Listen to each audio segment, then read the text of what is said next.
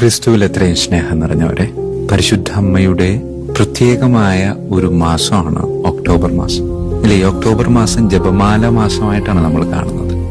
ജപമാലയെ പറ്റി പത്താംബീസ് പാപ്പ പറഞ്ഞു വെച്ചിട്ടുള്ളത് എങ്ങനെയാണ്? ഫിലിസ്ത്യമല്ലനായ ഗോലിയാത്തിനെ ദാവീദ് എറിഞ്ഞു വീഴ്ത്തിയത് വെറും ഒരു കവണ കൊണ്ട്.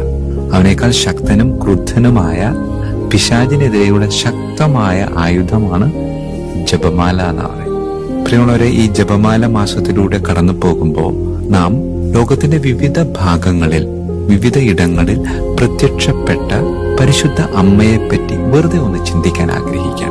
ലോകത്തിന്റെ വിവിധ ഭാഗങ്ങളിൽ പ്രത്യക്ഷപ്പെട്ട എല്ലാ പ്രത്യക്ഷതകളെയും പറ്റി ചിന്തിക്കാന്ന് വെച്ചാൽ നടക്കാത്തൊരു കാര്യമാണ്. കാരണം അത്രമാത്രം അറിഞ്ഞതും അറിയാത്തതുമായ ഒരുപാട് പ്രത്യക്ഷീകരണങ്ങൾ പരിശുദ്ധ അമ്മയിൽ നിന്നും സംഭവിച്ചിട്ടുണ്ട്.